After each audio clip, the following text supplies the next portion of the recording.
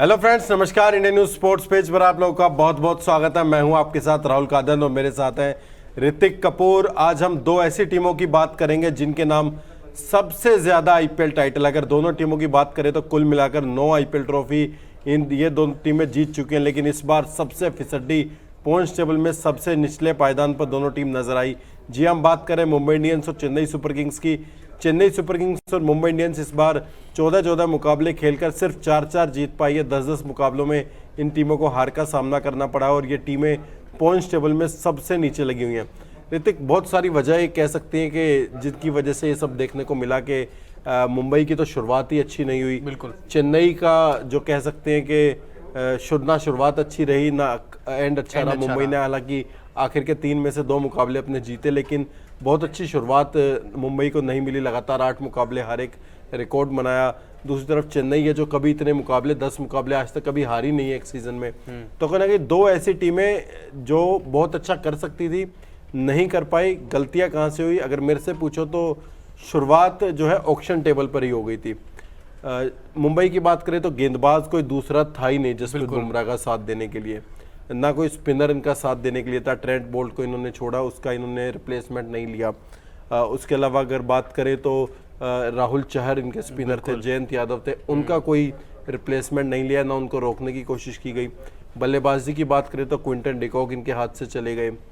दोनों पांड्या ब्रदर्स, कुणाल पांड्या, हार्दिक पांड्या, इन दोनों टीमों से मुंबई की टीम से चले गए। तो कहीं ना कहीं कह सकते हैं कि पूरी की पूरी प्लेइंग 11 ही चली गई थी। 8 खिलाड़ी जिस टीम के इस तरीके से चले जाएं।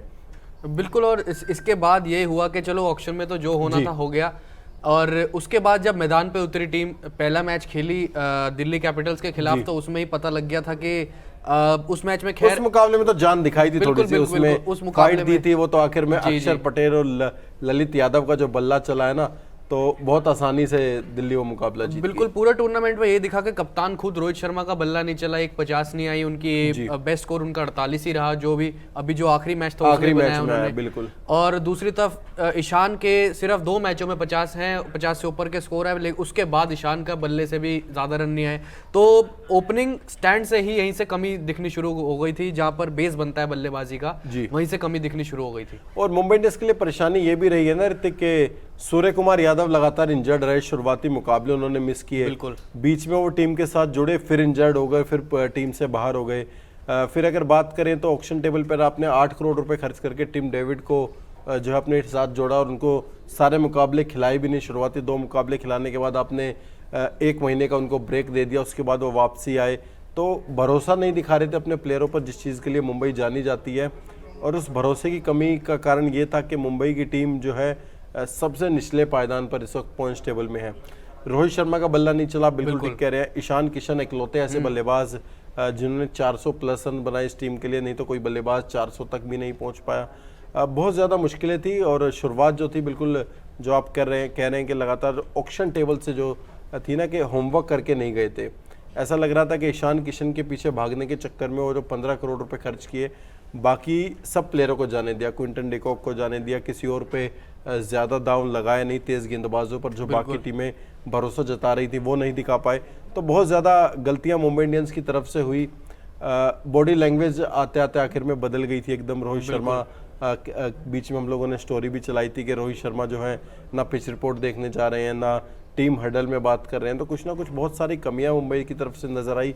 और सबसे बड़ी कमी तो यही है कि ऑक्शन टेबल पर जो रणनीति थी, जो कमी थी, जो खिलाड़ियों की जो साथ खरीदे गए थे वो टीम के साथ नहीं थे, और जो खरीदना चाहिए था उनके पीछे टीम कहीं नहीं। और साथ में जो लोअर मिडिल ऑर्डर को बल्लेबाज संभालते हैं, केरोन पोलार्ड, उनका भी बल्ला इस बार बिल्कुल नहीं चला। बिल्कुल। बात करें अगर केरोन पोलार्ड की तो 30 से ज्यादा का स्कोर तो आया नहीं है उनके बल्ले से इस बारी। तो ये भी हार में बहुत ज्यादा भूमिकाएं निभाई हैं इस बार केरोन पोलार्ड ने। जो मुकाबले कुछ याद आते हैं कि आखिरी में कुछ रन चाहिए थे, जो किसके खिलाफ था, मेरे ख्याल से गुजरात के खिलाफ मुकाबला था जिसमें बल्ला नहीं चला था, जिसमें लग रहा था कि गेंदबाज आएंगे, गेंदबाजी कोई था नहीं। लास्ट में ओवर किसी राशिद खान नहीं, कोई और मेरे ख्याल से गेंदबाज था जिसके खिलाफ रन नहीं बना पाया। राजस्थान के खिलाफ मुकाबला था, अभी याद आया कि लास्ट में तो सैनी गेंदबाज थे, इनके खिलाफ लग रहा था कि रन बना पाएंगे, तो वो रन नहीं बना पाए और केरोन पोलार्ड पूरी तरीके से फ्लॉप नजर आए। इंटरनेशनल क्रिकेट से, इसीलिए शायद उन्होंने संन्यास ले लिया और शायद मुझे लग रहा है कि अब आखिरी आईपीएल भी वो अपना खेल चुके हैं। बिल्कुल ऐसा ही लग रहा है, लेकिन अगर हम गेंदबाजी की तरफ देखें तो शुरुआती मैचों में बसिल थम्पी को ट्राई करा, साथ में डैनियल सैम्स, उनके अलावा अगर हम देखें तो टाइमल मिल्स को, तीनों लगातार महंगे साबित हो रहे थे उनके लिए। अब देखिए आपको अगर बॉलर्स जसप्रीत बुमराह के साथ एक कोई बॉलर नहीं बुमराह भी तो नहीं चले ना इतने, विकेटें नहीं सिर्फ एक मैच में 5 विकेट उन्होंने लिए, जो आईपीएल का उनका KKR बेस्ट के खिलाफ। प्रदर्शन भी है, 10 रन देकर 5 विकेट, उसके अलावा चले ही नहीं पूरे आईपीएल में। बिल्कुल बहुत ज़्यादा स्ट्रगल करते नजर आए, कुछ मुकाबलों में बहुत ज़्यादा पिटाई भी हुई, हालांकि इकोनॉमिकल हैं, बहुत किफ़ायती गेंदबाजी की है, बल्लेबाजों ने संभल कर उनको खेला है। एक आध मैच में पिटाई हुई है, विकेट नहीं मिले, ये बड़ा रीज़न था कि वो जो शुरुआती झटके देते थे ना वो नहीं दे पाए। फिर जोफ्रा आर्चर को आप लोगों ने खरीद रखा है, जोफ्रा आर्चर नहीं है टीम के साथ, वो लगातार सिर्फ ट्वीट कर रहे थे मुंबई इंडियंस के लिए, और दूसरे सीज़न में शायद हो सकता है कि अगले सीज़न में जुड़े, लेकिन जो खबरें निकल कर आ रही है कि वो तीसरी सर्जरी कराने जा रहे हैं, जिसकी वजह से जो आने वाला समर है उसमें भी वो इंग्लैंड के लिए नहीं खेल पाएंगे। तो देखना दिलचस्प होगा कि अभी तो खैर लंबा वक्त है, लगभग 1 साल है, तो हो सकता है कि फिट हो जाए पूरी तरीके से, लेकिन मुंबई के लिए परेशानियां बहुत रही हैं। रोहित शर्मा से लेके फिर सूर्य कुमार यादव लगातार अवेलेबल नहीं थे, ईशान किशन ने शुरुआती 2 मैचों में जो फॉर्म दिखाई है वो फॉर्म अपनी नहीं दिखा पाए, तो बहुत ज़्यादा मुश्किलें थी मुंबई के लिए, और जो कर सकते थे जिस तरह का प्रदर्शन वो नहीं कर पाए। बिल्कुल, और साथ में हमने बता ही दिया कि टाइमल मिल्स, डैनियल सैम्स, इन्होंने शुरुआती मुकाबलों में 50 से ज़्यादा रन दिए थे, इसी वजह से कि जब सामने वाली टीम सेकंड इनिंग्स में बल्लेबाजी कर रही है और मुंबई इंडियंस जब गेंदबाजी करा रही थी अपने बॉलर से, तो इसी वजह से मुझे लगता है मैक्सिमम मैचेस आ रहे। दूसरी टीम की बात करें चेन्नई सुपर किंग्स की, बिल्कुल देखिए, हाँ चेन्नई की अगर बात करें ऋतिक, तो मुझे लग रहा उनकी भी कमी कुछ ऐसी थी, ऑक्शन टेबल पर बहुत ज़्यादा गेंदबाजों पर भरोसा नहीं दिखाया, सीनियर प्लेयरों को लगातार अपने साथ जोड़ा, चाहे वो डीजे ब्रावो की बात करें जिनको सारे मुकाबले आपने खिलाए नहीं, रविंद्र जडेजा को शुरू में टूर्नामेंट शुरू से 3 दिन पहले उनको कप्तान बना दिया गया, फिर बीच में उन्होंने 8 मैच के बाद कप्तानी छोड़ दी, फिर वो इंजर्ड हो गए, खबरें निकल कर आई कि शायद टीम मैनेजमेंट और जडेजा के बीच सब कुछ ठीक नहीं है, इसलिए उन्होंने जो है चेन्नई का साथ छोड़ दिया। फिर ट्विटर पर अनफॉलो की खबरें बाहर निकल कर आई, तो बहुत ज़्यादा कन्फ्यूज़र चेन्नई सुपर किंग्स में नजर आया, जो अमूमन नज़र नहीं आता है।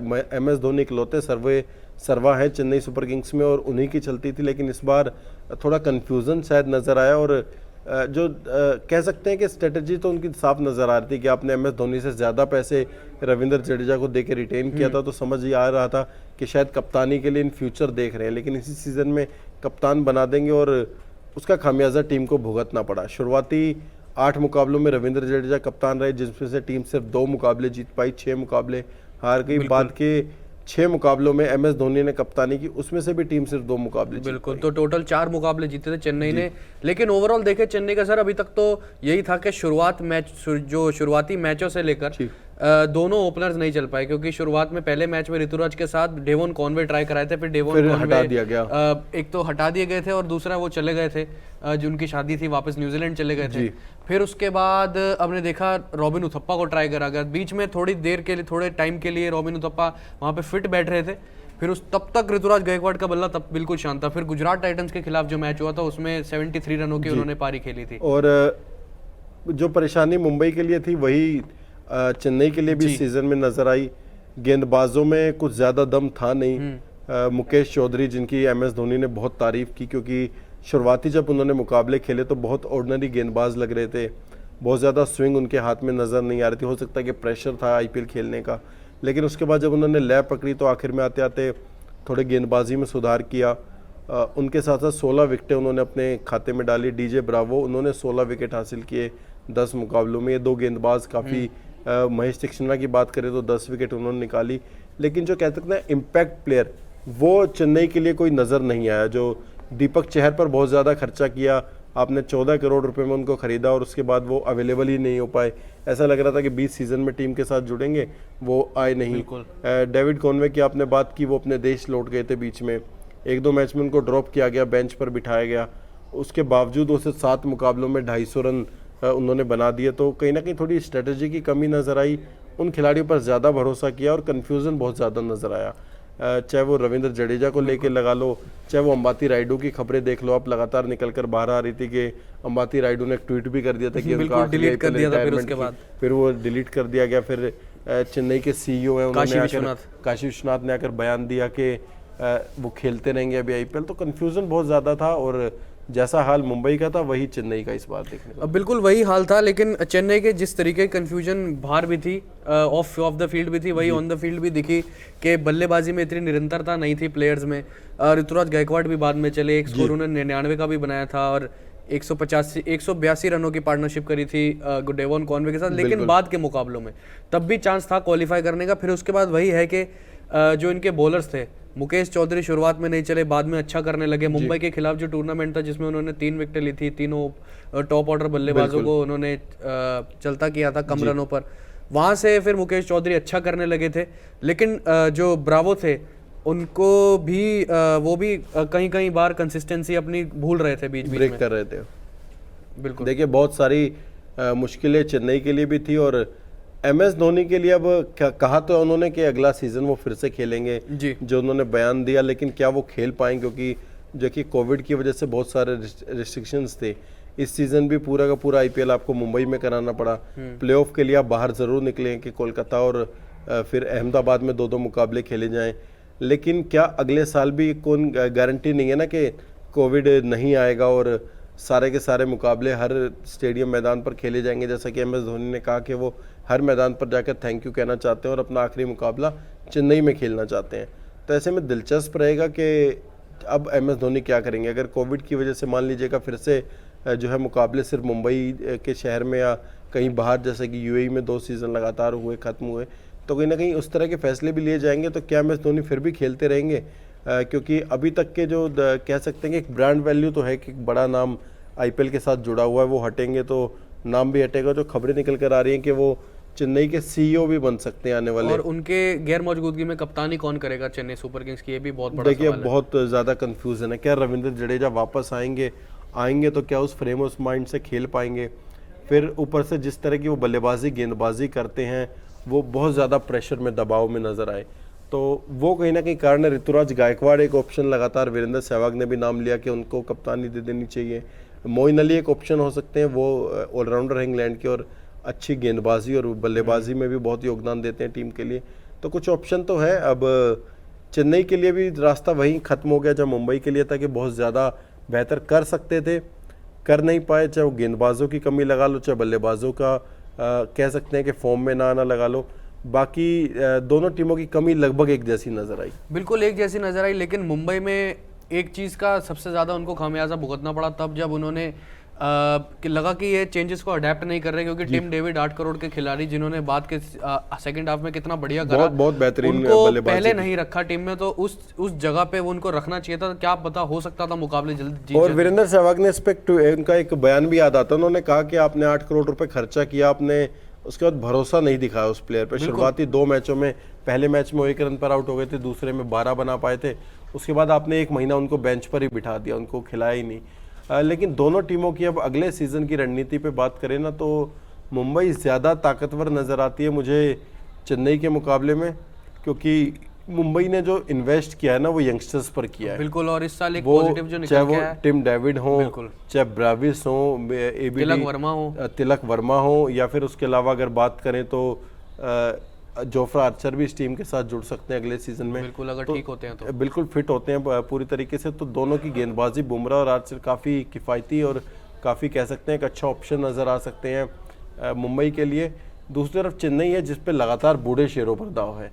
आप चाहे उथप्पा देख लीजिए, आप उसके साथ साथ अंबाती रायडू देख लीजिए, MS धोनी देख लीजिए, DJ ब्रावो देख लीजिए। तो कहीं ना कहीं अगर प्लेइंग 11 में 4-5 इतने सीनियर खिलाड़ी खेलेंगे तो यंगस्टर्स को मौका लगना आसान नहीं है। और अगर वो अगले सीज़न भी खेलते हैं तो क्या बहुत कम चांस नज़र आते हैं चेन्नई के बाउंस बैक करने के, जब तक युवा खिलाड़ियों पर दाव नहीं लगाते हैं। दीपक चहर टीम के साथ जुड़ सकते हैं, लेकिन वो अकेले भी क्या करेंगे जब उनके साथ कोई साथ निभाने वाला दूसरा गेंदबाज नहीं होगा। लेकिन इन दोनों का जब पेयर बनेगा दीपक चहर और मुकेश चौधरी का, तो वो भी बहुत बढ़िया होगा, क्योंकि मुकेश चौधरी ने सेकंड हाफ में बहुत अच्छा करके दिखाया। देखिए बहुत कॉन्फिडेंस उनमें आया हुआ, जिस तरह की शुरुआती मुकाबलों में बिल्कुल लय में नज़र नहीं आ रहे थे। मैंने कहा ना बड़ा ऑर्डिनरी गेंदबाज लग रहे थे, लेकिन सेकंड हाफ में जब स्विंग प्राप्त की, स्विंग गेंदबाजी करने लगे तो बहुत खतरनाक साबित हो गए।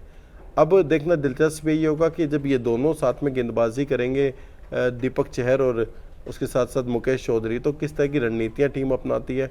लेकिन बल्लेबाजी में भी वो गहराई नज़र नहीं आती। एम एस धोनी ने 1-2 मैच अपने बल्ले से जिताए हैं, चाहे वो मुंबई के खिलाफ, नादकट के खिलाफ रन बनाना हो, उसमें आप एम एस धोनी को देख सकते हैं। बाकी किसी मुकाबले में बहुत बहुत धीमी पारियां एम एस धोनी खेलते जी नजर आए। जी जी बिल्कुल। तो अभी तक इस वीडियो में इतना ही था। हमने देखा कि इस बारी की जो दोनों आईपीएल, पूरी आईपीएल की हिस्ट्री की दोनों सबसे बड़ी ताकतवर और सबसे सफल टीमें टीम रही है। हैं, उन्होंने इस बारी के बिल्कुल सबसे 9वें और 10वें नंबर पर रही। तो अभी तक इस वीडियो में इतना ही। आपको अगर ये वीडियो पसंद आया हो तो आप हमारे चैनल को लाइक करिए, शेयर करिए, सब्सक्राइब करिए। क्या हो गया, अबे एकदम ही क्लोजिंग कर दी।